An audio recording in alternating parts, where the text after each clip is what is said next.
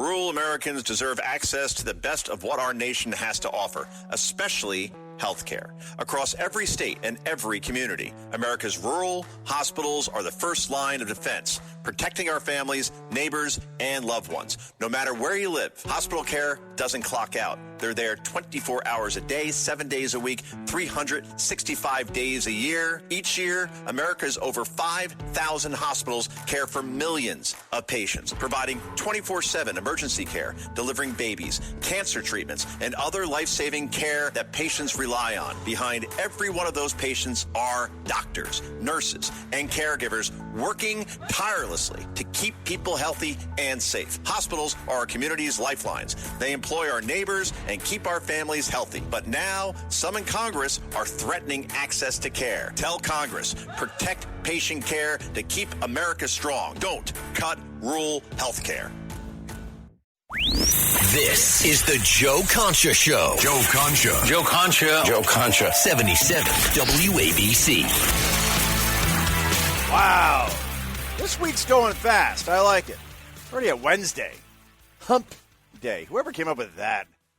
I mean, I work weekends, so there is no real Saturday, Sunday, yay, weekend. But I guess for everybody, the 94% of you that work Monday through Friday, yeah, I mean, you're already at Thursday. Before you know it, we're already halfway through January. Here's the way I look at winter around here.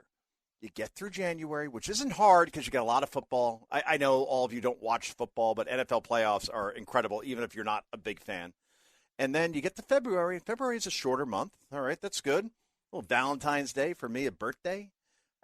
Before you know it, you're in March, and March could be, one day it could be 65 degrees. Next day it could be sleeting sideways 38, but you're almost out of the woods. And then before you know it, you got about 6 months of utopia around here. April kind of sucks, I got to admit. But once you get to May through even November, not all of November, but early November, beautiful, perfect, love it.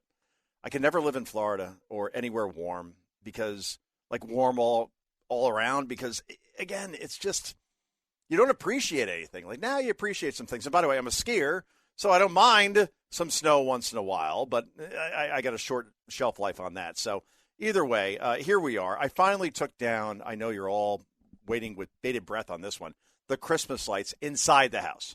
All right, so now 6 bins later, like big storage bins. You ever go to Home Depot, those black and gold ones? I filled 6 of those with the Christmas stuff because I am some sort of like weird 2026 version of Clark Griswold, but I like the place to look festive. What can I say? And I don't hire anybody, all right? All Joey right here, okay?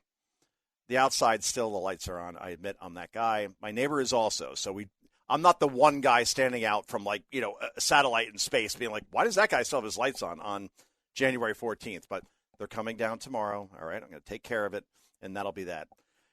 Let's get to the more serious stuff, shall we? And that is obviously, I can't get away from the story, guys. I'm sorry. I said it last night. I'll say it again. There is no story in some time that has pissed me off more than what happened in Minnesota as far as an agent who was hit by an SUV driven by a woman who was told by her lesbian wife, drive, baby, drive, after she was repeatedly told, the driver, to get out of the car. On multiple occasions, she decides to drive off. She hits the ICE officer, and then I got to hear from Democrats in the media that, well, he wasn't hit. Well, he was hit, but not really hit hard. So, that's okay. He shouldn't have fired. Should have fired at the tires. Oh, please. Again, let's remind people what the mayor of Minnesota said just 2 days ago about this ICE agent, who, again, is cleaning up his city for him, saying that, you know what, he could have injured his hip by just trying to close a refrigerator. I mean, it was no big deal, says this human broomstick who is Jacob Frey. This is cut one, go. Don't take my word for it. Don't take their word for it. Yeah. Watch the video from every single angle. Oh, we did. I mean, the ICE agent walked away with a hip injury that he might as well have gotten from closing a refrigerator door with his hips. He was not injured. Screw you, dude. Oh, he walked away with a hip injury that was caused by an SUV that hit him. Well, plot twist. Comes out today that, oh my goodness, this ICE officer was taken to the hospital and was treated for, ding, ding, ding, internal bleeding. In other words, he was hit by 2 tons of something. Granted, wasn't hit directly on, didn't fall back over the windshield, hit his head and died. At the same time, he was hit. The video shows he was hit, at least 2 angles, probably 3 if Nicole Good's wife would release her video. She probably had the best angle, but for whatever reason, she's keeping that under wraps. Wow. Wonder why that is. Oh, we know why that is. All right, now, if you're treated for internal bleeding, pretty sure you're hit pretty hard. If you're hit pretty hard, then therefore, if you're already dragged by a vehicle, driven by an illegal, like this ICE officer was in June, 100 feet this guy was dragged when he was trying to arrest a violent criminal in Minneapolis also, that once you go through something like that, then you're going to fire probably if another vehicle is coming at you again. 99.9% of you out there would do the same thing this ICE officer did. And now, after Jacob Frey mocks the injuries of this ICE officer, like he was closing a refrigerator. He wasn't injured. Well, internal bleeding, I'm pretty sure means injury. You dope. And he won't apologize for us. I guarantee you, he will go to his safe spaces on MS Now and CNN and run to the New York Times, and they won't challenge him on this in any way, shape, or form. And then one day he'll probably run for president with AOC. And that's the way things go at this point. But it's just, again, this story is going to drive you nuts because even the father of Rebecca Good, all right, that is the wife, the partner, the spouse of Nicole Good, the one who said, "You want to come at me, big boy?" and was trying to completely instigate the ICE officer who didn't take the bait, right? "Go get your lunch. I'll be here." Okay. Well, her dad went on CNN, and CNN wasn't very happy with this response, but basically saying that he does not blame the agent here in any way, shape, or form. Well, that's a plot twist again. Boy, the narrative appears to be falling apart. This is Cut 5. Go. The ICE agent, at first I didn't see the footage where, he was actually, he was actually being ran. I mean, I seen the bump of the car hitting his legs. And so in a flash like that, it's hard to say how you would react. From my understanding that he had been through that before, maybe dragged or something. He was dragged. And so, like I said, it's just a hard situation for everybody. And by the way, I cover media, right? You guys know me from Fox News and Washington Examiner maybe, or just being on this radio station, whether it be my show here 5 days a week, Monday through Friday, 9 p.m., or on Sundays at 11 a.m., or joining Katz and Cosby or Sid, right? I cover a lot of media. I'm constantly reading on just different stuff, on different sites, just to make sure I'm not missing anything. I never heard of an ICE agent being dragged 100 feet by an illegal in Minneapolis. And I went back and looked at the press coverage, and it is almost non-existent outside of Fox News. And that's the thing here. Like, whenever an ICE agent is attacked or injured, that doesn't make national headlines. But boy, if a woman decides to floor it when she's told to get out of her car and hits an ICE agent, well, suddenly it's the ICE agent's fault? Really? So I can't get over that. And even the father of the actual wife, spouse, whatever you want to call it, of Nicole Good is saying that he doesn't blame the agent either. So I'm starting to say, okay, how will this affect like Donald Trump and the Republicans in the midterms? I say this helps them in the end. It helps them. Because outside of that fringe that thinks Rachel Maddow is a journalist and that Don Lemon is a serious guy and thinks that Joy Reid is the bomb and The View is a news show and Colbert and Kimmel are actually truthful, that's your crowd that believes that Nicole Good was a victim here. Everybody else who is sane and sober and doesn't hate Trump just for the sake of hating Trump sees this for what it is, and this will have the boomerang effect that we have seen with so many other stories where Trump appears to be, or ICE agents in this case, by extension Trump, appears to be, oh boy, this could be like a real political liability. I do not see this here in any way, shape, or form, given how this whole thing is playing out. All right, so one more. Well, I always like to end segments on a happy note. All right, so Elias, trust me, I'm going to break, so we're going to do this right now. But I love the fact that Trump had some farmers in the White House today because he announced this whole thing. We're going to cover this more extensively later in the show, around having whole milk back in schools. Now, when I went to Packanack Elementary School back in the, the other century, won't say what decade because I'm feeling old right now, but Trump had some farmers from a town that probably is pretty special to him and at the same time horrifying to him. And you'll see why when it's revealed in this clip. And his reaction is just so Trump. It's cut 10. Go. Some of these farmers back here from Butler, Pennsylvania, he milks. Where? Butler, Pennsylvania.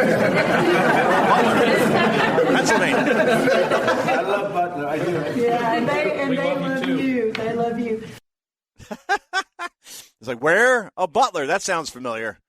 Oh, man. I mean, that was July 13th of 2024. I was in a green room at Fox, about to go on the air for the big weekend show, and I saw that happen live. And, again, I didn't grow up in the 60s, right? It's not like the Kennedy assassination happened when he was on national television. I mean, if we were in cable news, of course, if John F. Kennedy, November 1963, is in Dallas in a convertible, waving to a crowd, and obviously that would be covered by Fox News and CNN, MSNBC, all the cable networks, because it's a sitting president visiting a city. Obviously, to a lot of fanfare, a lot of people waving, and unfortunately, Lee Harvey Oswald or others. I keep an open mind on this, by the way. And Elias, I'm going to get the break, trust me. But I never was quite sold. And look, I watched JFK, and it's Oliver Stone, and I get who Oliver Stone is. I love Wall Street, by the way. So, maybe I'm a little biased here because that was a great movie. But overall, it's hard to imagine that Oswald, who kind of was an idiot, I forget what they called him in the movie. I should remember what they called him in the movie. He called himself this in the movie. I'm gonna figure that part out. But in the end, I can't think that he acted alone. And from that book depository, all the way from that distance, when this guy was never a good shot with that kind of rifle, was able to hit Kennedy the way he did. And again, I go back to the Oliver Stone movie where his head goes back to the right, yet the shot was from behind. So what? I'm not a conspiracy theorist, but there's a lot of things around that to this day I don't quite trust. But the fact that Donald Trump, again, went back to Butler, Pennsylvania after he was shot there and went to the same stage, that takes balls. I don't care how much, assurances you get that security is going to be a lot better here. We're aware of everything, and don't worry, Mr. President, everything's fine. He went back there during the campaign in 2024. It was a signature moment for him, showing no fear whatsoever. And again, just like Lee Harvey Oswald, I want to know how a 20-year-old kid got on the one building in the middle of a field that has line of sight to a president from 150 yards away with a scope, which is like nailing a 2-foot putt that even I can do at the Masters. It doesn't matter. And he would have hit that shot if Trump didn't turn his head exactly at that moment, or else we would be having a much different conversation, probably about a President Biden or President Kamala Harris. And the world would be much different right now, just for that one split second when he turned his head. And I got to still know what Secret Service agent and what, in general, who authorized the president, in that case, a candidate in Trump, the most threatened person in the world, after you know there's a threat on those grounds. You know it's there. And you still send him out there and say, good luck, break a leg. You shut down that thing, you get him out of there, and you make sure the threat is contained. And I'll never understand who authorized this, and to this day, we don't have answers, just like we kind of don't with John F. Kennedy. Anyway, leaving it there, this is Joe Concha. This is the Joe Concha Show. Back with much, much more in just a moment here on 77 WABC. This is the Joe Concha Show, 77 WABC. It's the Joe Concha Show. Joe Concha. Joe Concha. Joe Concha. 77 WABC. All right, hit it. Here it comes. Yes. We're back in 1990. This is freshman year college music, baby. The Humpty Dance. Here it comes. Humpty. But yo, I'm making money, see? So yo, world, I hope you're ready for me. Now gather round. Oh. Fool in town, and my sound's way down by the underground. That's right. Digital Underground. That's right. So just let me introduce myself. My name is Humpty. Pronounced with the Humpty. Yo, ladies, oh, how I like Thump D. All right, I got to leave it there. Getting into a weird area here. Yes, 36 years ago, to completely date myself on that one. But we're going to play more music that comes from my little playlist, which only goes 674 songs deep on an old iPad 2 that I have. And then when I have some parties in my backyard, then I end up just playing it like a mixtape. You remember the mixtape on a cassette? I have one, but the digital version that goes 674 songs deep. So get ready for more 90s rap, 80s rock, and power ballads overall. That's part of the Joe Concha Show. That's what you get here between 9 and 10 on WABC in what used to be the greatest city in the world. Maybe it still is, not quite sure. New York City. Anyway, speaking of the 80s, by the way, you got to hear what was declared today by a Democratic congressman named Sri Thanandar. I hope I'm pronouncing that correctly. But I don't know if you've seen this guy. All right, so he's an Indian-born Democrat. Okay, but the resemblance to a famous 80s, it wasn't a sitcom. I guess it was a drama. It felt like a sitcom to me when I was younger on ABC at 10 o'clock at night, a show called Fantasy Island. This guy looks just like Tattoo. All right, from Fantasy. I've never seen a resemblance so perfect than this. Sure enough. But let's get to the serious part of this, which is Sri Thanandar. He wants to forget like reform ICE, punish ICE. He wants ICE gone altogether. This is Cut 4. Go. ICE is totally out of control. Oh, my. And this week, I intend to introduce a bill to abolish ICE. Good luck. We need to make ICE go away. Go away. 2003. Wait, what? Okay, so the guy who could kind of not really speak English wants to get rid of ICE. That's kind of ironic on some level. But again, you hear that voice and you see the face. Trust me. Just Google during a commercial break. Don't go anywhere. But Sri Thanandar, all right, spelled Thanedar. All right, put that in your little Google machine, and you see what comes up, and looks just like Tattoo, the guy who used to sit next to, well, not really sit, stand next to Mr. Rourke.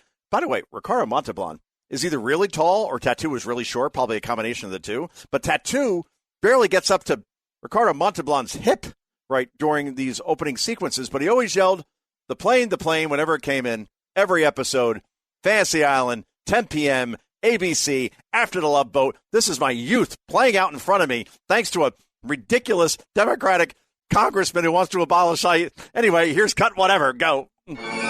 Yes. Ooh, there comes the plane. Ring the bell. Say it. Say it. The plane. The plane. That's right. Every time. He's always so shocked the plane's coming in. Dude, it's like every week somebody's coming in to get their fantasy realized. Like, why you show, like, after year 4, you're not shocked by the plane coming in?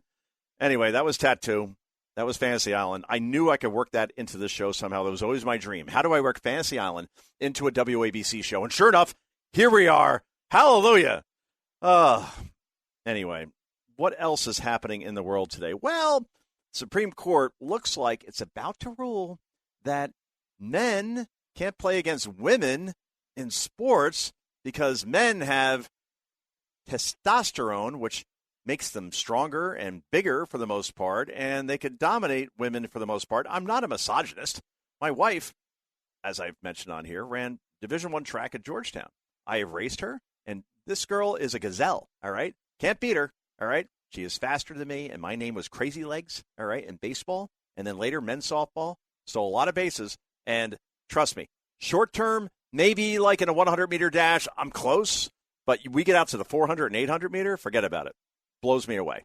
So I'm not saying it can't be done in terms of women being able to beat men in certain sports, but then again, I look like I'm in my second trimester, and my wife still, again, gazelle, not a fair contest. Overall, we're talking high school and college here, and when you look at what happened, for instance, in the Olympics just a couple of years ago, where a fighter, I believe from the Middle East, I think it was Jordan, was basically a guy named Harry, now posing as Harriet, as a girl, and pummeled this Italian boxer who had never lost in all of her bouts. And she quit about 45 seconds in because she said, I never have been hit like that before.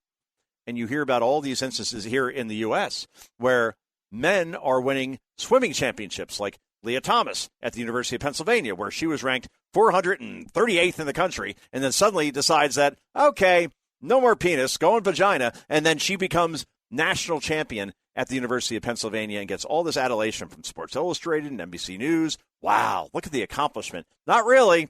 No, you're racing against people that did not have the testosterone that you do, just like steroids give people, what's that word I'm looking for? Testosterone, which automatically gives them an advantage, a chemical advantage. It's been banned from every major sport. It should be as well in terms of men competing against women in sports. And the Supreme Court, God bless them, 6-3 conservative, maybe 5-4, depending on who you talk to. Either way, the advantage is there, and it looks like there will be a federal ban on men competing against women in sports. Thank God.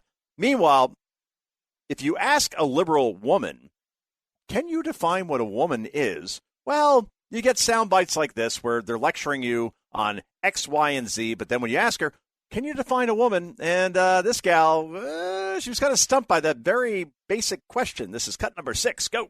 What's your message to straight, white, conservative men? Listen to minorities, listen to women, listen to people who are trying to educate you. Don't live in ignorance just because it's easy. What is a woman? Can't answer it. That sounds like a loaded. It's not a loaded question. Trust me, I had the bite cut off because that goes on for a good 20 minutes where she just is staring forward where she can't define a woman. I know a way to define a woman. Again, I'm a big 80s, 90s guy, all right? I know my stuff. Pop culture, trust me. You want to take me on in terms of trivia?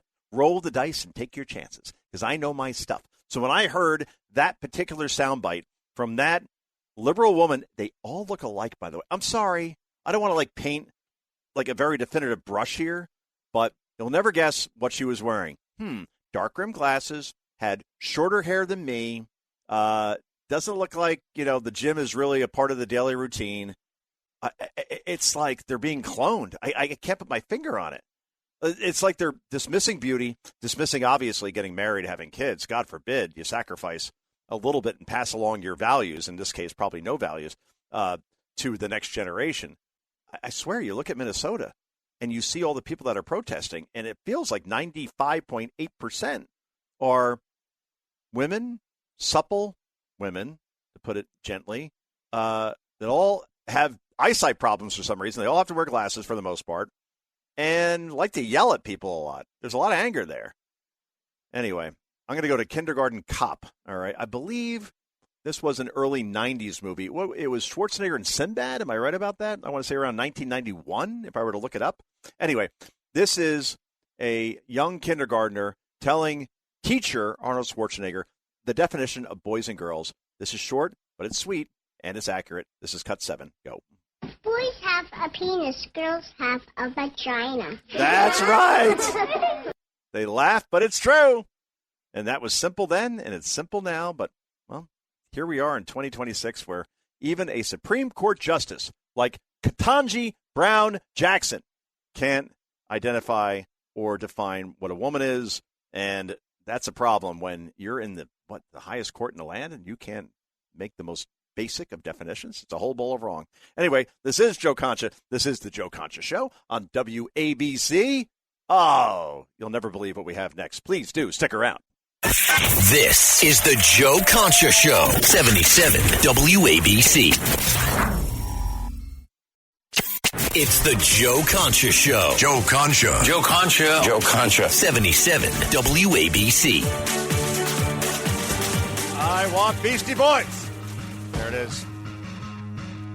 A song called Sabotage.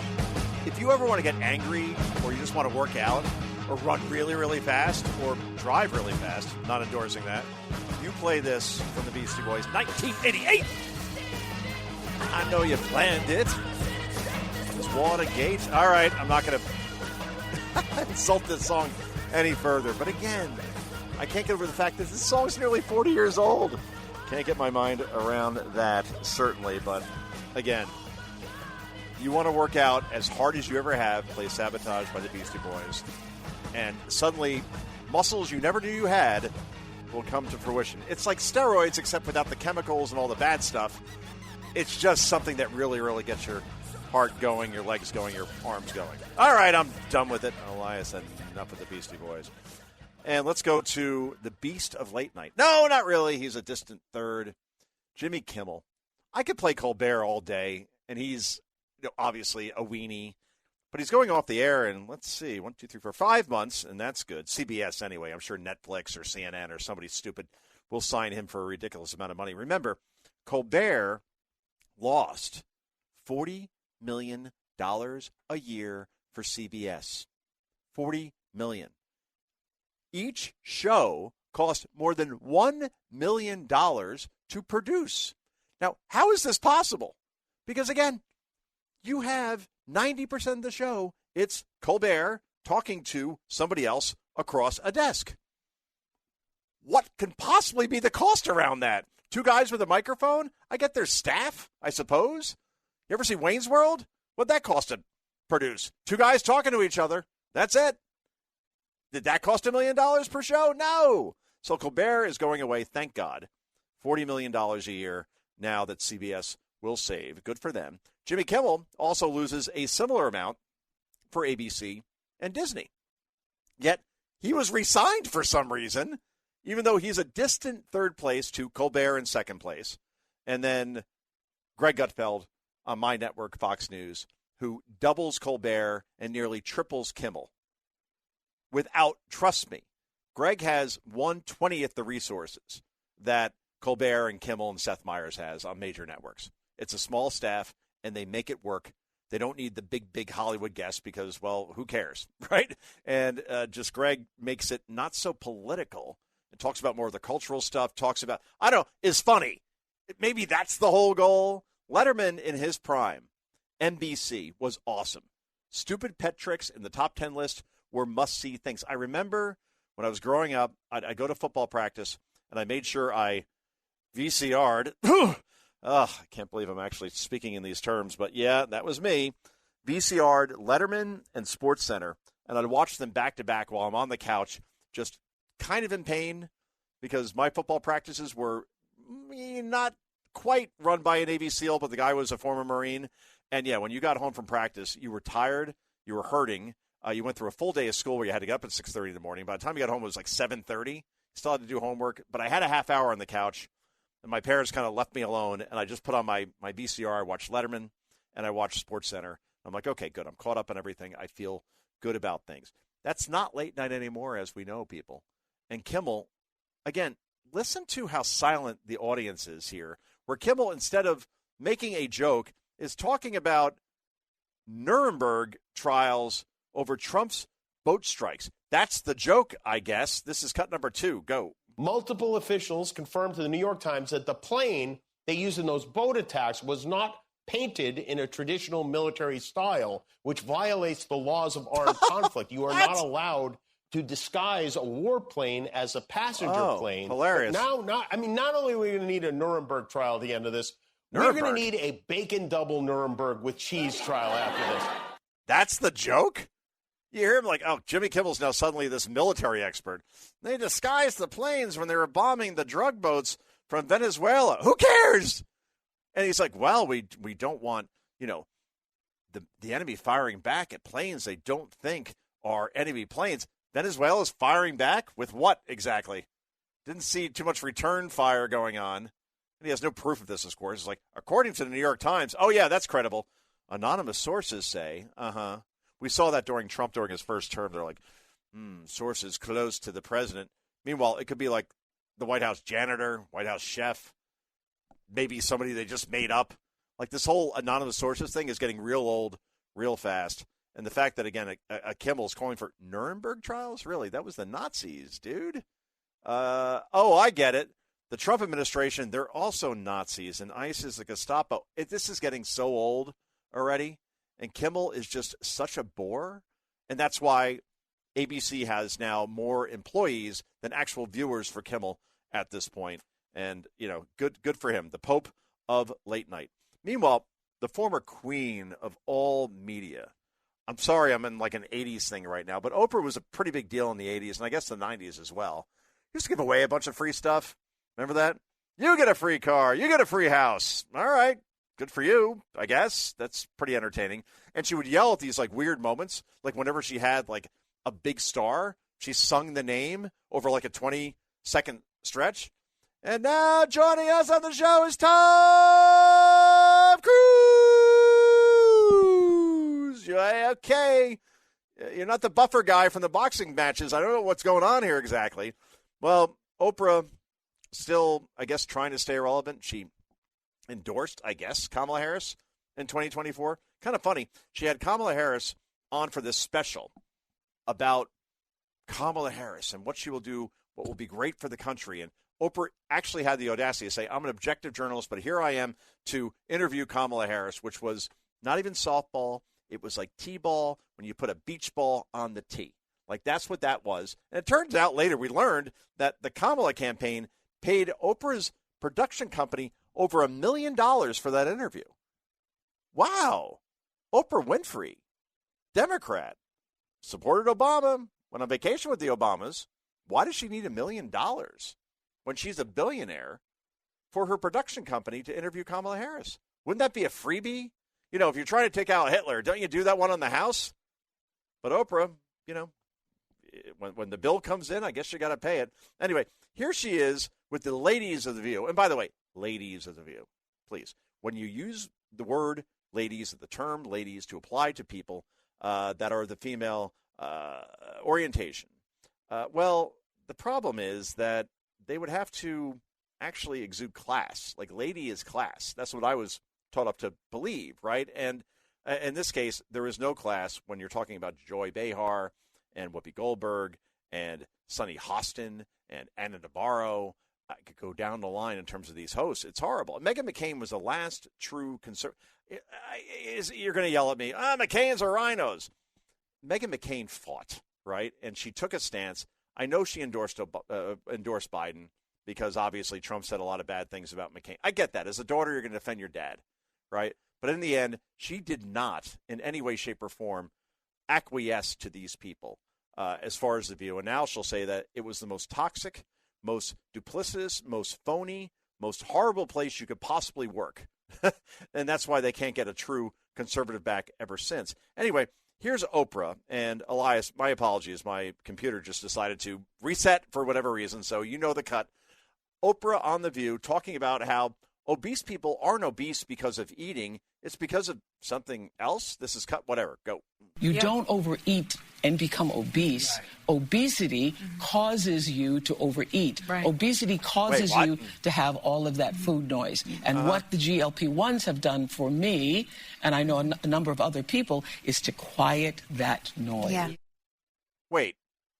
So obesity forces you to eat? How? I don't know. Just spitballing here as a layman. How do you get obese in the first place? In other words, if obesity forces you to eat, well, it's kind of like a chicken or the egg thing. You're obese probably for a reason. Now, some of it is genetic, of course. Has nothing to do with eating.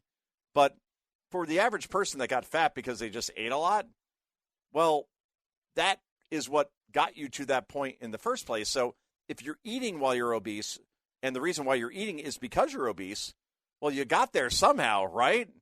I'm not mocking obese people. I mean, I think something like, if you look at the stats, nearly 50% of this country is, when you look at the technical term, obese, right? And something like 64%, I read this a couple of days ago, and I apologize if I don't have the exact number, is technically overweight in this country because we're in our phones too much, right? And we're watching TV too much. We're watching streaming, and we're what's that called again when you watch a bunch of shows all together? We're binging, right? We're binge watching. Got to get out more. Today, go on my Twitter feed, at Joe Concha TV, okay? Joe, C-O-N-C-H-A, TV. I worked out today at 6-something in the morning, and I'm driving up to the gym, and I see the most beautiful sunrise I have seen, not over an ocean, because obviously I'm in North Jersey. Not all the oceans are up here, but purple, orange, green, like all these colors. It was beautiful. And I went out and I actually took a picture, And then before I went to the gym, I decided to take a hike just to enjoy this. So again, you got to get out more, people. You do. I mean, life is short, and work out, please. I mean, I'm not saying work out like Rocky in Rocky IV, where he goes to like some barn somewhere in the Soviet Union and is running up mountains. Ridiculous, by the way, when you think about it. Rocky I, the guy could barely get up like a flight of steps in Philadelphia. And then Rocky IV, he literally like runs up Mount Everest. I get he's in better shape, maybe, but I always want to talk to Stallone about that. I swear. I mean, I have such Rocky knowledge. He'll probably be pissed off at me. I'll leave it here. Elias, I know I got a break. But Hulk Hogan came up to me at the RNC, Republican National Convention, that was 2024. I was in Milwaukee, and I'm in a green room of sorts. It's like basically one of those luxury suites at where the Milwaukee Bucks play, for example. That's where the RNC was held as far as, the arena. And this guy comes up to me, and behind me starts crushing my bones, like literally. And I feel like the cracking. I'm like, who is that? It's not Brett Baer. I know that. And then this voice comes in my ear and says, I love your work, brother. I watch you all the time. I'm like, oh, my God, it's Thunderlips. Now, not Hulk Hogan. Thunderlips was the character that he played in Rocky III. And I watched it with my kid like 3 days before that. And there's Hogan. And I fanboyed him completely. And he fanboyed me back. It's like, I love watching you on Fox. You're awesome. Every time you're on, I tell everybody to shut up. I want to hear what Concha has to say. I'm like, Hulk Hogan is saying this to me. It's incredible. But anyway, I just wanted to share that story. All right, now we got to go. This is Joe Concha. This is the Joe Concha Show on WABC in New York. We wrap this puppy up in just a moment.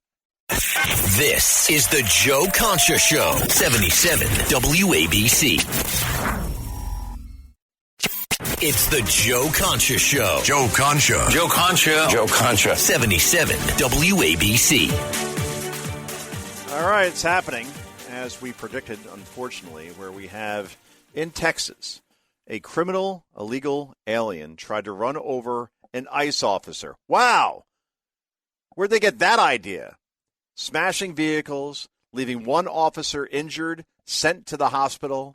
I'm sure that Tim Walz or Jacob Fry or AOC will say, they were hit, but they weren't really hit, like Jake Tapper. Well, it wasn't a horrible attempt at a run over. Just, he got clipped. No big deal. Unbelievable. And the U.S. Immigration and Customs Enforcement official website, as far as Twitter, as far as the official account, says, thanks to politicians spewing dangerous anti-ICE rhetoric, this has become a daily occurrence. You're damn right about that. I wonder how much media attention CNN, MS Now, ABC, CBS, NBC, CNBC, PBS, NPR, how much we're going to hear about this, about a criminal, illegal alien trying to run over an officer. We'll get the Nicole Good treatment. Just curious about that, people. It's just a joke. I mean, this is where we're at this point, where we have ICE officers literally being dragged by vehicles, 3,200% increase in attempted rammings or dragging of ICE officers, and you barely hear even a peep from legacy media. And it's a whole bowl of wrong, but it's entirely expected, though. This is the way things work. That's why we have shows like this, by the way. It's why we have Fox News. It's why we have Newsmax to a certain extent. It's why we have all these different places on social media, particularly, where if you don't get the news from ABC, CBS, NBC like we did growing up, if you grew up in the 80s and the 90s and there's only 3 channels, basically, no cable news, well, there's plenty of other options now, and that's why Donald Trump won in 2024. Because you look at ABC News, for example, and when Kamala Harris became the nominee, installed Soviet style, without one vote from any Democratic voter, they throw her in there and say, all right, here's your girl. ABC News, which is run by Kamala Harris's best friend, a girl named Dana Walden, who literally was Kamala's neighbor, who literally introduced Doug Emhoff to Kamala Harris as far as like a first date kind of thing, who donated to Kamala Harris's campaign. She runs ABC News. Okay, no conflict there, right? Of course not. And the same person, by the way, has hired back Jimmy Kimmel. That's the way that goes. And during the 2024 campaign, we had a situation where Kamala Harris becomes the Democratic nominee. And on ABC News, not the opinion side, I'm talking about the news side, the David Brinkley side, the Roger Mudd side, the Mudd may have been NBC. Peter Jennings, who I thought did a pretty good job, right, as far as him being an anchor, right? Overall, Ted Koppel. Can we all agree that he was a good journalist? Yeah. All right, that news division then did 100 stories on Kamala Harris. The first 100 stories, according to the Media Research Center, that's like Newsbusters, they came to the conclusion that every single one of the stories on Kamala Harris, first 100, were all deemed positive. How is that possible? When this woman, outside of a teleprompter, was a human Chernobyl. Could not speak outside of any words written for her, or else it's 1,000 island word salads that came out. It's why she lost. But the bottom line is that if 100 stories are deemed to be positive for Kamala Harris, and she still loses every swing state and the popular vote, Republicans take back the Senate and hold the House, that tells you that legacy media, in terms of its influence, is dead, completely and totally flatlined at this point, to a certain extent. I mean, they appeal to the Democratic base, and therefore they could rile up with some raw meat like we saw out of Minneapolis and Nicole Good, the mother of three who was just trying to get home, and she is a poet and somebody who just cares about the community. No, she parked perpendicularly on a street to block ICE vehicles, honked her horn for a good 3 minutes, and then when she was told to get out of the car, decided to floor it, hit an ICE officer, and caused internal bleeding, according to DHS and hospital records. So, oops, oh well, guess we got it wrong on that one. Anyway, Ketanji Brown Jackson. Now, when we look at the legacy of Joe Biden, as far as what he has left us, besides a broken border, which has been fixed. All right, that's good. Inflation, which has been fixed. That's good. Which means chaos worldwide. Well, we got peace in Gaza, and Iran's nuclear capabilities have been decimated thanks to President Trump and Secretary of War Pete Hegseth. Well, Trump is fixing a lot of things right now as far as drill, baby, drill, all those green initiatives that not even Biden. Why do I even say Biden was responsible for this? I'm not going to say Biden anymore. AutoPen. Whoever controlled the AutoPen controlled the world. The AutoPen did all these things, and Trump is fixing it. One thing I guess we can't fix, because the Supreme Court doesn't have any term limits, is Ketanji Brown Jackson. Why is she a Supreme Court justice? Not based on qualifications, and take race out of it. I don't care what color she is. All I know is that Jim Clyburn, who is a powerful congressman, black congressman, South Carolina, when Joe Biden got decimated in places like Iowa and New Hampshire, his campaign was dead, and the only way he could come back to life is if he won South Carolina, an early primary state, and Clyburn went to Biden, knowing that he had a puppet there at that point because Biden wasn't calling the shots, even in 2020, and said, okay, if you select a vice president who's a woman of color, I will endorse you. And after you win, if you nominate a black woman of color to be on the Supreme Court, then I will endorse you. And with my endorsement means you win South Carolina. Wasn't wrong about that. And sure enough, Biden wins South Carolina, and then one by one, Pete Buttigieg and Amy Klobuchar and everybody basically running against Biden, except for Bernie Sanders, drops out, clears a runway for him, and he becomes the nominee. And that's how that worked. All because Joe Biden promised to put a black woman on the Supreme Court. Not based on merit, not based on who's best for the job. And if it is a black woman, great. Who cares? As long as you're the best person for the job. Now, Ketanji Brown Jackson apparently, to this day, cannot define what a woman is, which You don't have to be a Supreme Court justice for that. You need to be like basically an 8-year-old with an elementary school education. Anyway, this is cut number 9. Go. This notion that this is really just about the definition of we accept that you can separate boys and girls, and we are now looking at the definition of a girl, and we're saying only people who were girl assigned at birth qualify. Assigned at birth? There's no assignment. You either have, again, I will go back to this clip, all right? It is cut number 7. This is the definition of boys and girls, literally presented by a kindergartner in a movie starring Arnold Schwarzenegger. This is cut number 7. Go. Boys have a penis, girls have a vagina. Yes! It's that simple. And that 5-year-old in the movie can answer the question, not Ketanji Brown Jackson. So thank you, Joe Biden. I guess we're stuck with this person for the next 30 years. Unbelievable. Anyway, I'll leave it here. As far as there was a bill signed today by President Trump mandating that whole milk is served in schools across the country, public schools again. Hallelujah. I'm at I mean, this is a new thing since New Year's, but I've been drinking a lot of milk. I love milk.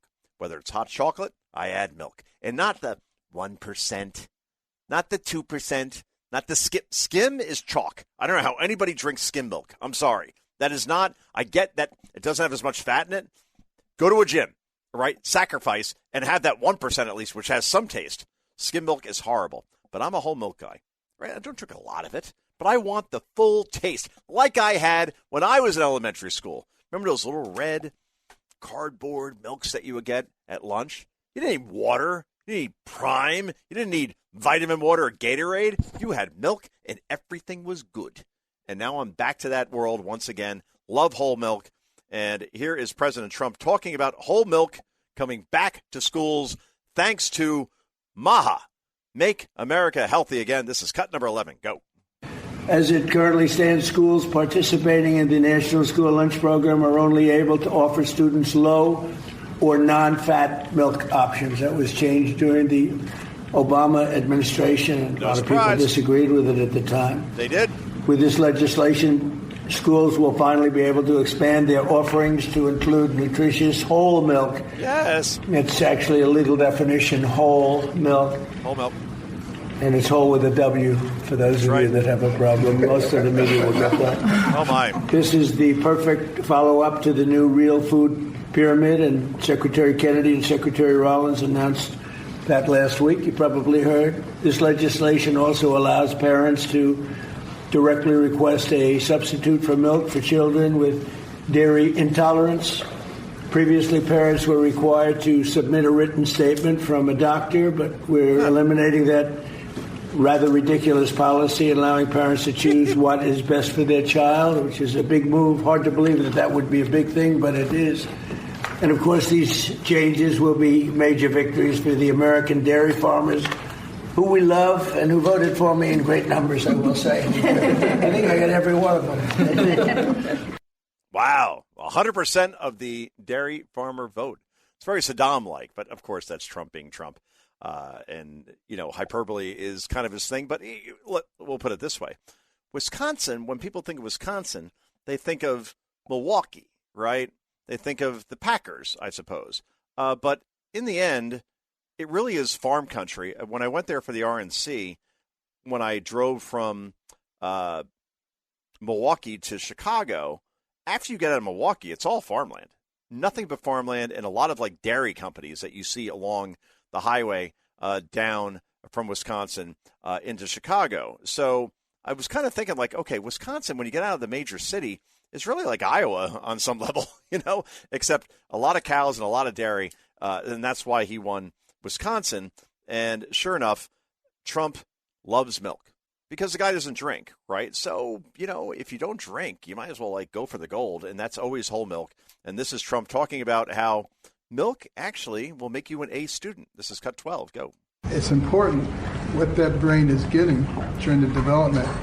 Is it getting soda or is he getting milk? So milk would help your cognitive ability. Absolutely. You can tell who's been drinking Take a cognitive test.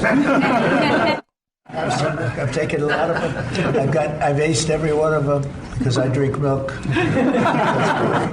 See, if you own any milk company at this point, like the stock has to be going up because when the president endorses things, he endorsed my book, for example, The Greatest Comeback Ever, inside Trump's big, beautiful campaign. And it's funny, Amazon doesn't react right away to sales, but it takes about 4 hours. So after President Trump, I remember I was on the big weekend show on Fox, and then Guy Benson looks over at me and he says, "You realize Trump just endorsed your book?" I go, "Really?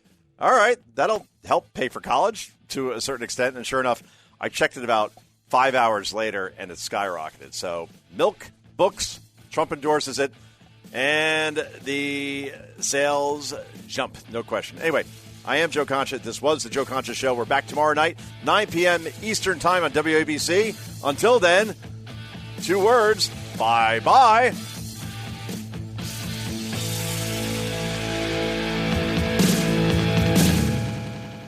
Every week, the Payne family cuts straight to the real financial story. The one question, Bob, everyone's asking is, are we in an artificial intelligence bubble?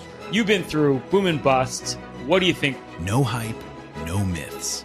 Just what actually matters to your money. Does feel very similar to what we experienced in the 90s. Where are we, though? Are we in 1995, 1997, 1999? Listen to the Pain Points of Wealth on the Red Apple Podcast Network.